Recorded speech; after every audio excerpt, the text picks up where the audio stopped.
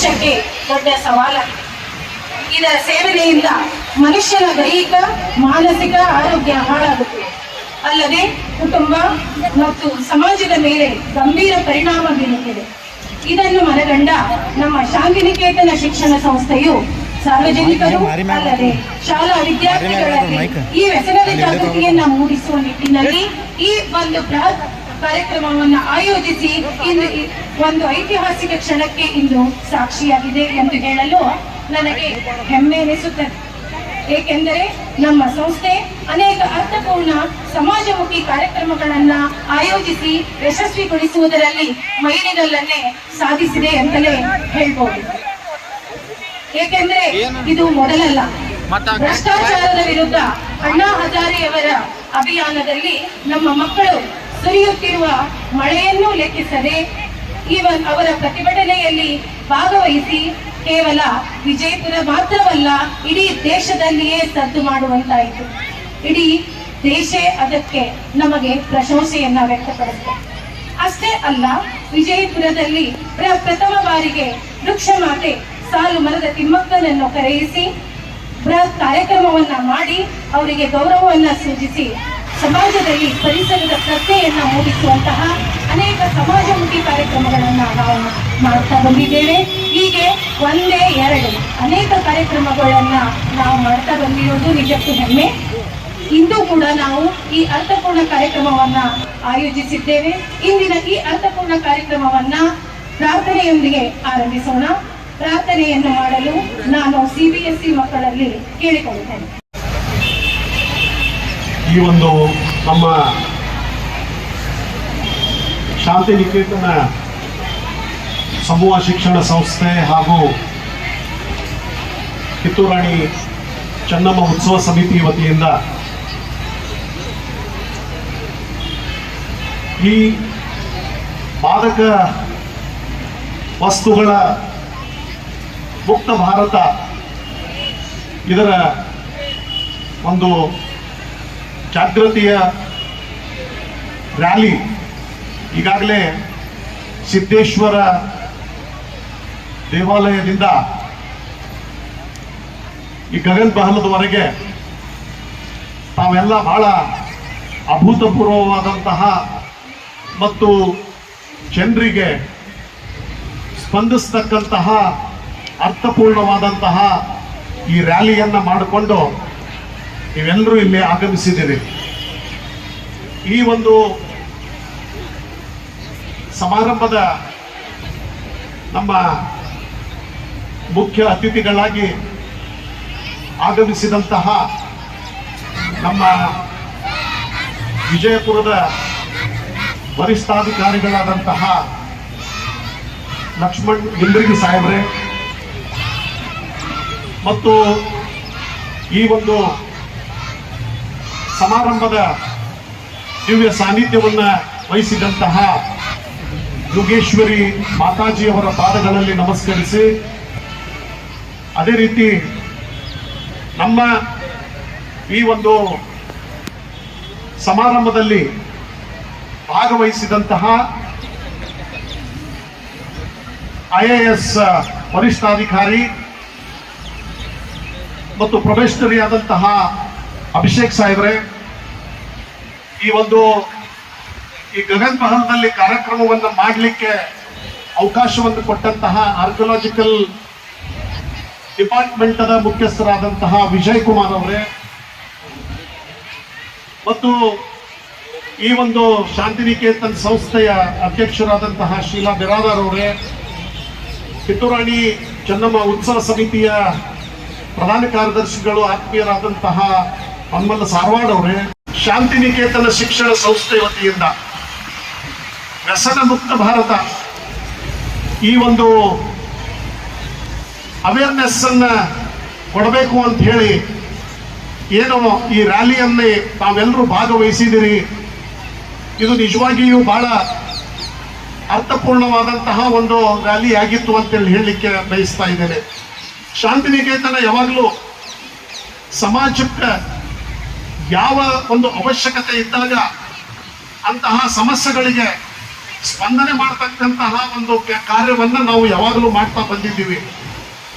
ಇವತ್ತು ಈ ಒಂದು ವ್ಯಸನ ಅಂತಕ್ಕಂಥದ್ದು ಇವತ್ತ ಪ್ರತಿಯೊಂದು ಮನೆ ಒಳಗ ಸೇರಿಕೊಂಡು ಬಿಟ್ಟದ.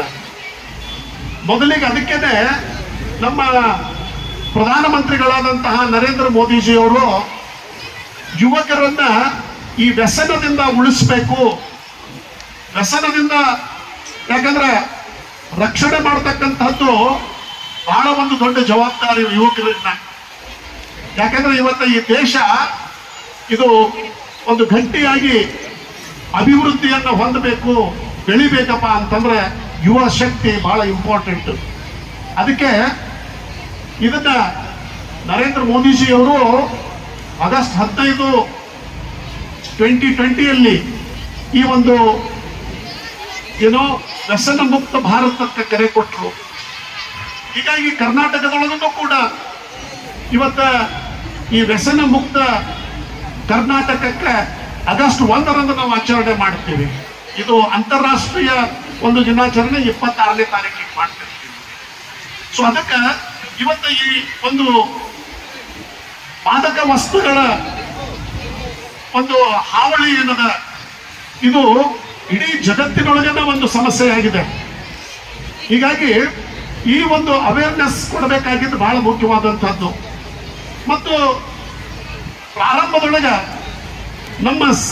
ನಿಮ್ಮ ಸ್ನೇಹಿತರೊಂದಲ್ಲೇ ಅದು ಪ್ರಾರಂಭ ಆಗ್ತದೆ. ಏನೂ ಆಗುವುದಿಲ್ಲ, ಸ್ವಲ್ಪ ಸೇವನೆ ಮಾಡಿದರೆ ಅಂತ ಹೇಳಿ ನಿಮ್ಮ ಸ್ನೇಹಿತರೇ ಪ್ರಚೋದನೆಯನ್ನು ಕೊಡ್ತಕ್ಕಂಥದ್ದು. ಸೊ ಇದಕ್ಕೆ ತಾವು ಬಲಿಯಾಗಬಾರದು ಅಂತಕ್ಕಂಥದ್ದು. ಯಾಕಂದ್ರೆ ಇವತ್ತ ಮೊದಲಿಗೆ ಅಲ್ಪ ಪ್ರಮಾಣದೊಳಗೆ ಪ್ರಾರಂಭವಾದಂತಹ ಈ ನಶೆ ಪದಾರ್ಥದ ಸೇವನೆ ನಂತರದೊಳಗೆ ಒಂದು ಜೀವನವನ್ನೇ ಅದು ಹಾಳು ಮಾಡಿ ಹೋಗ್ತದೆ. ಮನೆಯವರಿಗೆ ತೊಂದರೆ ಆಗ್ತದೆ, ಮನೆಯಲ್ಲಿರ್ತಕ್ಕಂತಹ ಎಲ್ಲರಿಗೂ ಸಮಸ್ಯೆ ಆಗ್ತದೆ, ತಂದೆ ತಾಯಿಯರಿಗೆ ಪಾಲಕರಿಗೆ ಸಮಸ್ಯೆ ಆಗ್ತದೆ. ಹೀಗಾಗಿ ಈ ಒಂದು ಜನರು ಇದರಿಂದ ತಮ್ಮ ಭವಿಷ್ಯವನ್ನ ಕಳೆದುಕೊಳ್ತಕ್ಕಂತಹ ಒಂದು ಪರಿಸ್ಥಿತಿ ನಿರ್ಮಾಣವಾಗ್ತದೆ ಅಂತ ಹೇಳಿಕ್ಕೆ ಬಯಸ್ತಾ ಇದ್ದೀನಿ. ಇಲಾಖೆ ಸಾಕಷ್ಟು ಪ್ರಯತ್ನವನ್ನ ಮಾಡ್ತಾ ಇದೆ ಮತ್ತು ಇಂತಹ ಡ್ರಗ್ಸ್ ಏನು ಸಿಕ್ಕಾಗ ಅನೇಕ ಸಂದರ್ಭದೊಳಗೆ ಇಲಾಖೆಗಳು ಅದನ್ನು ಜಪ್ತಿ ಮಾಡತಕ್ಕಂತಹ ಕೆಲಸವನ್ನು ಕೂಡ ಮಾಡ್ತಾ ಇದೆ. ಇತ್ತೀಚೆಗೆ ಸುಮಾರು 150 ಕೋಟಿಯ ಒಂದು ಡ್ರಗ್ಸ್ ಅನ್ನ, ಅದು ಸಿಂಥೆಟಿಕ್ ಡ್ರಗ್ಸ್ ಆಗಿರ್ಬೋದು ಅಥವಾ ಇದು ಗಾಂಜಾ ಆಗಿರ್ಬೋದು, ಇದನ್ನು ಪೊಲೀಸ್ ಇಲಾಖೆಯವರು ಅದನ್ನ ಸೀಸ್ ಮಾಡಿದ್ದು ಅದು ನಿಜವಾಗಿಯೂ ಶ್ಲಾಘನೀಯವಾದಂಥದ್ದೇ. ಇವತ್ತ ಸಮಾಜ ಸುರಕ್ಷಿತವಾಗಿರ್ಬೇಕು, ಸಮಾಜದೊಳಗೆ ಶಾಂತಿಯನ್ನ ನೆಲೆಯೂರಿರಬೇಕು ಅಂತಂದ್ರೆ ಪೊಲೀಸ್ ಇಲಾಖೆಯ ಒಂದು ಪಾತ್ರ ಎನ್ನುವುದು ಬಹಳ ಮುಖ್ಯವಾಗಿದೆ. ಹೀಗಾಗಿ ಇಲ್ಲಿ ನಮ್ಮ ವಿಜಯಪುರದೊಳಗೆ ನಾನು ಈ ಸಂದರ್ಭದೊಳಗೆ ನಮ್ಮ SP ಸಾಹೇಬರು ಇಲ್ಲೇ ಬಂದಿದ್ದಾರೆ ಮತ್ತು ಪ್ರೊಬೇಷನರಿ IAS ನಮ್ಮ ಅಭಿಷೇಕ್ ಸಾಹೇಬರು ಇಲ್ಲೇ ಇದ್ದಾರೆ. ನಾನು ಅವರಲ್ಲಿ ವಿನಂತಿಸಿಕೊಳ್ಳೋದಿಷ್ಟೇ, ಈ ಒಂದು ಡ್ರಗ್ಸದ ವಿಷಯದೊಳಗೆ ಅದು ಮದ್ಯಪಾನ ಆಗಿರ್ಬೋದು, ಸಿಗರೇಟ್ಸ್ಗಳಾಗಿರ್ಬೋದು, ಗಾಂಜಾ ಆಗಿರ್ಬೋದು, ಯಾವುದೇ ಆಗಿರ್ಬೋದು, ಈ ವಿಷಯದೊಳಗೆ ಪೊಲೀಸ್ ಇಲಾಖೆಯವರು ಬಹಳ ಗಟ್ಟಿಯಾದಂತಹ ಒಂದು ನಿರ್ಧಾರವನ್ನ ತೆಗೆದುಕೊಂಡಿದ್ದೆ. ಆದ್ರೆ ಇಲ್ಲಿ ಒಂದು ಬಿಜಾಪುರ ಈ ಒಂದು ಮಾದಕ ದ್ರವ್ಯಗಳಿಂದ ಮುಕ್ತಿ ಆಗ್ಲಿಕ್ಕೆ ಮುಕ್ತಿಯನ್ನು ಪಡಿಲಿಕ್ಕೆ ಸಾಧ್ಯ ಆಗ್ತದೆ. ಅದನ್ನ ನಮ್ಮ ನಿಂಬರ್ಗಿ ಸಾಹೇಬರ ನೇತೃತ್ವದೊಳಗ ಪೊಲೀಸ್ ಇಲಾಖೆ ಇದು ಡೆಫಿನೆಟ್ಲಿ ಮಾಡ್ತದೆ ಅಂತಕ್ಕಂತಹ ಒಂದು ವಿಶ್ವಾಸವನ್ನ ಈ ಸಂದರ್ಭದಲ್ಲಿ ವ್ಯಕ್ತಪಡಿಸಲಿಕ್ಕೆ ಬಯಸ್ತೇನೆ. ಯಾಕಂದ್ರೆ ಎಷ್ಟೆಷ್ಟೋ ಇವತ್ತು ನೀವು ನೋಡ್ತಾ ಇದ್ದೀರಿ, ನಮ್ಮ ಬಿಜಾಪುರದೊಳಗ ಎಂತಿಂತ ಘಟನೆಗಳನ್ನ ಪೊಲೀಸ್ ಇಲಾಖೆಯವರು ಪತ್ತೆ ಹಚ್ಚಿದ್ದಾರೆ. ಎಲ್ಲೆಲ್ಲಿ ಕೆಲವೊಂದು ಹಣ ಕಳ್ಳತನ ಮಾಡಿದ್ರೆ, ಎಲ್ಲೆಲ್ಲಿ ಕೆಲವೊಂದು ಸಂದರ್ಭದೊಳಗೆ ಏನಾದರೂ ಅಹಿತಕರ ಘಟನೆಗಳು ನಡೆದಿದ್ರೆ ಇಮಿಡಿಯೇಟ್ಲಿ ಸ್ಪಂದನ ಮಾಡಿ ಆ ಆರೋಪಿಗಳನ್ನು ಬಂಧಿಸ್ತಕ್ಕಂಥ ಕೆಲಸವನ್ನ ನಮ್ಮ ಪೊಲೀಸ್ ಇಲಾಖೆಯವರು ನಮ್ಮ ನಿಂಬರ್ಗಿ ಸಾಹೇಬರ ನೇತೃತ್ವದೊಳಗೆ ಮಾಡಿದ್ದಾರೆ ಅಂತಂದ್ರೆ ಬಹಳ ಹೆಮ್ಮೆಯ ವಿಷಯನೇ. ಹೀಗಾಗಿ ಇವತ್ತ ನಾವೆಲ್ಲರೂ ಒಂದು ಬಹಳ ಮುಖ್ಯವಾದಂತಹ ಒಂದು ಪ್ರತಿಜ್ಞೆಯನ್ನು ಕೂಡ ತೆಗೆದುಕೊಳ್ಳಬೇಕಾಗ್ತದೆ. ನಾವು ನಮ್ಮ ಜೊತೆಗೆ ನಮ್ಮ ಸ್ನೇಹಿತರು ಯಾರೂ ಈ ಒಂದು ವ್ಯಸನಕ್ಕೆ ಬಲಿ ಆಗುವುದಿಲ್ಲ, ಮತ್ತು ಈ ಒಂದು ಭಾರತವನ್ನ ವ್ಯಸನ ಮುಕ್ತವನ್ನಾಗಿ ಮಾಡ್ತೀವಿ ಅಂತ ಹೇಳಿ ನೀವೆಲ್ಲರೂ ಒಂದು ಗಟ್ಟಿಯಾದಂತಹ ಒಂದು ನಿರ್ಧಾರವನ್ನ ನೀವೆಲ್ಲ ಮಾಡಿದಾಗ ಇಡೀ ನಿಮ್ಮ ಮನೆಯೂ ಕೂಡ ಒಂದು ಒಳ್ಳೆಯದಾಗ್ತದೆ. ಮನೆಯ ಒಂದು ನಿಮ್ಮ ಪಾಲಕರಿಗೆ, ನಿಮ್ಮ ಸಹೋದರ ಸಹೋದರಿಯರಿಗೆ, ನೆರೆಹೊರೆಯವರಿಗೆ, ಸಮಾಜಕ್ಕೆ ಇದೊಂದು ದೊಡ್ಡ ಕೊಡುಗೆ ಆಗ್ತದ ಅಂತ ಹೇಳಿ ಈ ಸಂದರ್ಭದಲ್ಲಿ ಹೇಳಿ ನಾನು ಹೆಚ್ಚಿನ ಸಮಯವನ್ನು ತೆಗೆದುಕೊಳ್ಳದೆ ಈ ಒಂದು ಸಂದರ್ಭದಲ್ಲಿ ಮಾತನಾಡಲಿಕ್ಕೆ ಅವಕಾಶ ಕೊಟ್ಟಂತಹ ತಮ್ಮೆಲ್ಲರಿಗೂ ನನ್ನ ಅನಂತ ಧನ್ಯವಾದಗಳನ್ನ ಹೇಳಿ ನನ್ನ ಮಾತುಗಳನ್ನು ಮುಗಿಸ್ತೀನಿ. ಜೈ ಹಿಂದ್, ಜೈ ಕರ್ನಾಟಕ.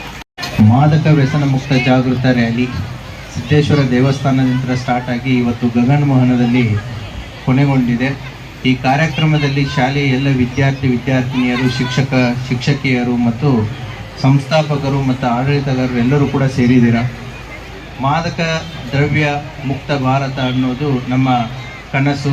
ಆ ಕನಸಿನ ಅಡಿಯಲ್ಲಿ ಪ್ರತಿಯೊಬ್ಬರು ಸಾಗಬೇಕು ಅಂತಂತಂದರೆ ಈ ಹೋರಾಟ ಕೇವಲ ಸಾರ್ವಜನಿಕ ರಸ್ತೆಗಳಲ್ಲಿ ಮಾತ್ರ ಅಲ್ಲ, ಅಥವಾ ಕೇವಲ international day against drug abuse ಅನ್ನುವಂಥ ಒಂದು ದಿನ ಅಲ್ಲ, ಅಥವಾ ಯಾವುದೋ ಒಂದು ದಿನ ನಾವು ಈ ಕಾರ್ಯಕ್ರಮವನ್ನು ಮಾಡಿ ಮುಗಿಸ್ತೀವಿ ಅನ್ನೋದು ಅಲ್ಲ. ಯಾವಾಗ ಸಮಾಜದಲ್ಲಿ ಹೋರಾಟಗಳು ಸಮಾಜಮುಖಿಯಾಗಿ ನಡೆದಿದ್ದಾವೆ, ಆ ಹೋರಾಟಗಳಲ್ಲಿ ನಾವು ಯಶಸ್ಸನ್ನು ಕಂಡಿದ್ದೀವಿ. ಭಾರತ ಶಿಕ್ಷಣದ ಕೊರತೆ, ಅನಕ್ಷರತೆ ಜಾಸ್ತಿ ಇದ್ದಾಗ ಆ ಅನಕ್ಷರತೆಯನ್ನು ಹೋಗಲಾಡಿಸಲು ಅಕ್ಷರತೆಯನ್ನು ತರಲು ಸಾಕಷ್ಟು ಪರಿಶ್ರಮವನ್ನು ಪಡಬೇಕಾಯಿತು. ಎಲ್ಲರಿಗೂ ಶಿಕ್ಷಣ ಅನ್ನೋದು ಒಂದು ಹಕ್ಕು. ಆ ಶಿಕ್ಷಣವನ್ನು ಪ್ರತಿಯೊಬ್ಬ ವ್ಯಕ್ತಿಗೂ, ಪ್ರತಿಯೊಬ್ಬ ಹಳ್ಳಿಗೂ ಕೂಡ ಸಿಗಬೇಕು ಅಂತಂತ ಹೇಳಿ education become the fundamental right to education ಅಂತಂತ ಹೇಳಿ ರಾತ್ರಿ ಶಾಲೆಗಳನ್ನು ತೆಗೆದ್ರು. ಅನಕ್ಷರಸ್ಥರನ್ನು ಅಕ್ಷರಸ್ಥರನ್ನಾಗಿ ಮಾಡೋದಕ್ಕೆ ಪ್ರತಿಯೊಂದು ದಿಲ್ಲಿಯಿಂದ ಹಿಡ್ಕೊಂಡು ಹಳ್ಳಿವರೆಗೂ ಕೂಡ ಹೋರಾಟ ಆಯಿತು. ಅದೇ ರೀತಿ ಆರೋಗ್ಯದ ಕೆಲವು ಸಮಸ್ಯೆಗಳು ಬಂದಾಗ ಪಲ್ಸ್ ಪೋಲಿಯೋ ಆಗಿರ್ಬೋದು, TB ಆಗಿರ್ಬೋದು, ಕೋವಿಡ್ ಆಗಿರ್ಬೋದು, ಇಂಥ ಎಲ್ಲ ಸಮಸ್ಯೆಗಳು ಬಂದಾಗ ಕೂಡ ಯಾವಾಗ ಸಮಾಜ ಅದನ್ನು ಒಂದು ಹೋರಾಟವಾಗಿ ತೆಗೆದುಕೊಂಡಾಗ ಆ ಹೋರಾಟ ಯಶಸ್ವಿಯಾಗಿದ್ದನ್ನು ನಾವು ಕಂಡಿದ್ದೀವಿ. ಈಗ ನೀವು ಪೂರ್ತಿ ಒಂದು 15ರಿಂದ 20 ನಿಮಿಷದ ಒಂದು ಸ್ಕಿಟ್ಟನ್ನು ನೋಡಿದ್ರಿ. ಆ ಸ್ಕಿಟ್ಟನ್ನು ನೋಡಿದಾಗ ಗೊತ್ತಾಗುತ್ತೆ, ಯಾಕಂತಂದ್ರೆ ಬೆಳೆಯುವ ಸಿರಿ ಮೊಳಕೆಯಲ್ಲಿ ಅಂತಂತ ಹೇಳಿ ಗಿಡವಾಗಿ ಬಗ್ಗದು ಮರವಾಗಿ ಬಗ್ಗಿತೆ ಅಂತನೂ ಕೂಡ ನಾವು ಹೇಳ್ತೀವಿ. ಯಾಕೆ ಅಂತಂದ್ರೆ ಒಬ್ಬ ಯುವಕ ಆ ಪ್ರೌಢಾವಸ್ಥೆಯನ್ನ ದಾಟಿ ಒಬ್ಬ ನಾಗರಿಕನಾಗಿ ಆ ಸಮಾಜಕ್ಕೆ ಬಂದಾಗ ಅವನಿಗೆ ಸುಮಾರು ಒಂದು 22ರಿಂದ 25 ವರ್ಷ ವಯಸ್ಸಾಗಿರುತ್ತೆ. ಬಟ್ ಆ 22 ವರ್ಷ ಅಂದ್ರೆ ಆತನ ಎಜುಕೇಶನ್ ಮುಗಿಸ್ಕೊಂಡು ಒಂದು ಸಮಾಜದಲ್ಲಿ ನಾಗರಿಕನಾಗಿ ಸೇವೆ ಸಲ್ಲಿಸೋದಕ್ಕೆ ಸ್ಟಾರ್ಟ್ ಮಾಡಿದಾಗ ಆ 20ರಿಂದ 22 ವರ್ಷಗಳ ಕಾಲ ಆತ ಪಾಲಕ, ಪೋಷಕರ, ಶಿಕ್ಷಣ ಸಂಸ್ಥೆಗಳ ಅಡಿಯಲ್ಲಿ ಬೆಳೀತಾರೆ. ಈಗ ನೀವು ನೋಡಿದಂತ ಸ್ಕಿಟ್ ಅಲ್ಲಿ ಕೂಡ ನೀವು ಸಾಕಷ್ಟನ್ನು ನೋಡಿದ್ರಿ. ಮನೆಯ ಮೊದಲ ಪಾಠಶಾಲೆ, ತಾಯಿಯೇ ಮೊದಲ ಗುರು. ಸೊ ಮನೆಯಲ್ಲಿ ನಾವು ಯಾವ ರೀತಿ ಫೌಂಡೇಶನ್ ಅನ್ನ ಹಾಕ್ತೀವಿ, ಆ ರೀತಿ ಅದು ಗಿಡಕ್ಕೆ ನೀವು ಹೇಗೆ ಗೊಬ್ಬರ ಮತ್ತೆ ನೀರನ್ನು ಹಾಕ್ತೀರಾ, ಅದೇ ರೀತಿ ಕೂಡ ನಾವು ಮನೆಯಲ್ಲಿ ಯಾವ ರೀತಿ ಪೋಷಣೆ ಮತ್ತೆ ಯಾವ ರೀತಿ ಅವರನ್ನ ನಾವು ನೋಡ್ತೀವಿ, ಸಾಕುತ್ತೀವಿ ಅನ್ನೋದು ಬಹಳ ಮ್ಯಾಟರ್ ಆಗುತ್ತೆ. ಅದೇ ರೀತಿ ಕೂಡ ಶಿಕ್ಷಣ ಸಂಸ್ಥೆಗಳದ್ದನ್ನು ಕೂಡ ತಾವು ನೋಡಿದ್ರಿ.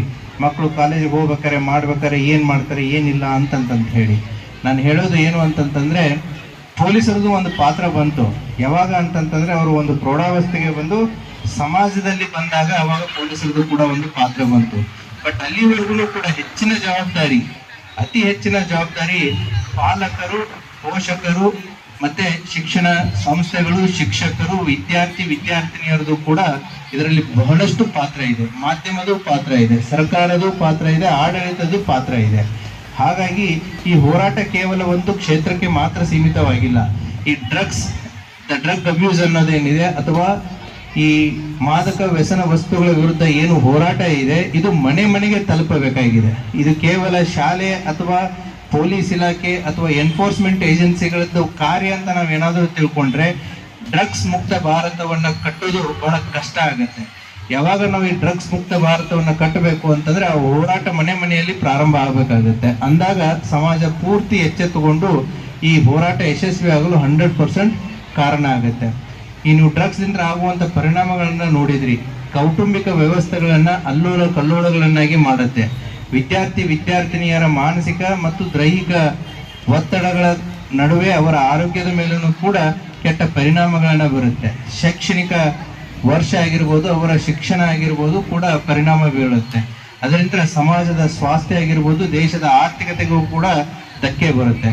ಆಂಟಿ ನ್ಯಾಷನಲ್ ಫೋರ್ಸಸ್ಗಳು ಏನಿರ್ತವೆ ಈ ಮಾದಕ ವಸ್ತುಗಳನ್ನ ಮಾರಿ ಅದರಿಂದ ಬರುವಂತ ಹಣವನ್ನ ದೇಶದ್ರೋಹ ಚಟುವಟಿಕೆಗಳಲ್ಲಿನೂ ಕೂಡ ಅದನ್ನ ಬರ್ಸುವಂತ ಎಲ್ಲ ಸಾಧ್ಯತೆಗಳನ್ನ ನಾವು ನೋಡ್ತಾ ಇದ್ದೀವಿ. ಹಾಗಾಗಿ ಒಬ್ಬ ಮಹಾನ್ ವ್ಯಕ್ತಿ ಹೇಳ್ತಾನೆ ಏನು ಅಂತಂತಂದ್ರೆ, ಇಂದಿನ ಯುಗದಲ್ಲಿ 21ನೇ ಶತಮಾನದಲ್ಲಿ ನೀವು ಯಾವ್ದಾದ್ರು ಒಂದು ದೇಶದ ವಿರುದ್ಧ ಹೋರಾಡಬೇಕು ಅಂತಂತಂದ್ರೆ ಗನ್ನು ಅಥವಾ ನಾನು ಜೆಟ್ ವಿಮಾನಗಳನ್ನ ಆಗಿರ್ಬೋದು ಅಥವಾ ನಾನು ಮಿಲಿಟರಿ ಇಕ್ವಿಪ್ಮೆಂಟ್ಸ್ ಗಳನ್ನ ಇಟ್ಟುಕೊಂಡು ಯುದ್ಧ ಮಾಡುವಂತ ಸಾಧ್ಯತೆಗಳು ಅವಶ್ಯಕತೆಗಳು ಈಗಿನ ಕಾಲದಲ್ಲಿ ಕಂಡು ಬರುವುದಿಲ್ಲ.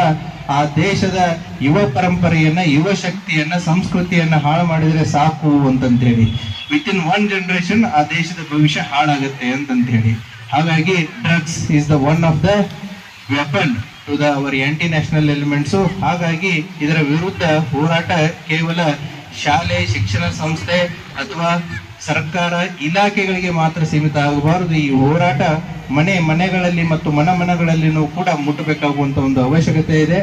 ಈ ಹಿನ್ನೆಲೆಯಲ್ಲಿ ಸಾಕಷ್ಟು ಕ್ರಮಗಳನ್ನ ಪೊಲೀಸ್ ಇಲಾಖೆ ಆಗಿರ್ಬೋದು, ಸರ್ಕಾರನೂ ಕೂಡ ತೆಗೆದುಕೊಂಡಿದೆ.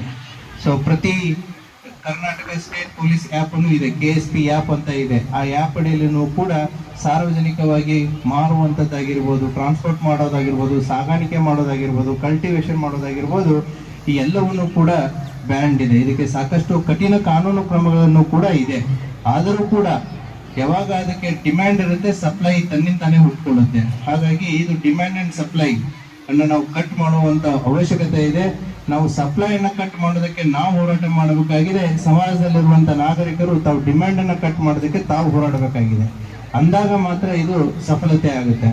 ಆ ಹಿನ್ನೆಲೆಯಲ್ಲಿ ಇವತ್ತು ಶಾಂತಿನಿಕೇತನ ಗ್ರೂಪ್ ಆಫ್ ಇನ್ಸ್ಟಿಟ್ಯೂಷನ್ಸ್ ದವರು ಸೇರಿ ಈ ಅರ್ಥಪೂರ್ಣವಾದಂತಹ ಒಂದು ಕಾರ್ಯಕ್ರಮವನ್ನು ಹಮ್ಮಿಕೊಂಡಿದ್ದಾರೆ. ಕೇವಲ ಇದು ರ್ಯಾಲಿಯಾಗಿ ಉಳಿಲಾರದ್ರೆ ಇದೊಂದು ರೀತಿ ಅವೇರ್ನೆಸ್, ಒಂದು ನೃತ್ಯದ ಮೂಲಕ ಆಗಿರ್ಬೋದು ಅಥವಾ ಒಂದು ಐತಿಹಾಸಿಕ ಸ್ಥಳದಲ್ಲಿ ಈ ಕಾರ್ಯಕ್ರಮವನ್ನು ಸಂಘಟಿಸಿ ಕೇವಲ ಮಕ್ಕಳಿಗಷ್ಟೇ ಅಲ್ಲ, ಸಾರ್ವಜನಿಕರು ಅವರ ತಂದೆ ತಾಯಿಯವರಿಗೂ ಕೂಡ ಈ ಮೆಸೇಜ್ ಅನ್ನ ತಲುಪುವುದರಲ್ಲಿ ತಾವು ಯಶಸ್ವಿಯಾಗಿದ್ದೀರಾ. ಈ ಕಾರ್ಯಕ್ರಮ ಹಮ್ಮಿಕೊಂಡಂತ ತಮಗೂ ಕೂಡ ನಾನು ಧನ್ಯವಾದಗಳನ್ನ ತಿಳಿಸ್ತಾ ನಾನು 2 ಮಾತುಗಳನ್ನ ಮುಗಿಸ್ತೀನಿ.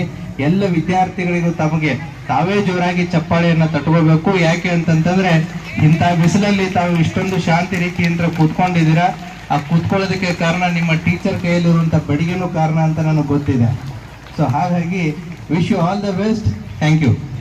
ದೇವರು, ನನ್ನ ಪಾಲಕರು, ಗುರುಗಳು ಹಾಗೂ ಸಮಾಜವೊಂದು ಸಾಕ್ಷಿಯಾಗಿ ಈ ಕೆಳಗಿನಂತೆ ಪ್ರತಿಜ್ಞೆ ಮಾಡುತ್ತೇನೆ. ನಾನು ಯಾವುದೇ ರೀತಿಯ ಮಾದಕ ದ್ರವ್ಯ, ಮದ್ಯ, ಇತರ ವ್ಯಸನಕಾರಿ ಪದಾರ್ಥಗಳನ್ನು ಎಂದಿಗೂ ಸೇವಿಸುವುದಿಲ್ಲ. ನನ್ನ ಆರೋಗ್ಯ, ನನ್ನ ಕುಟುಂಬದ ಗೌರವ ಮತ್ತು ಸಮಾಜದ ಹಿತವನ್ನು ಕಾಪಾಡುತ್ತೇನೆ. ವ್ಯಸನ ಮುಕ್ತ ಜೀವನವನ್ನು ನಡೆಸುವ ಮೂಲಕ ಉತ್ತಮ ನಾಗರಿಕನಾಗಲು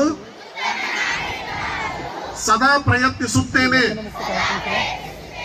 ನನ್ನ ಸ್ನೇಹಿತರು ಹಾಗೂ ಸಮಾಜದ ಜನರಿಗೂ ದುಷ್ಪರಿಣಾಮಗಳ ಬಗ್ಗೆ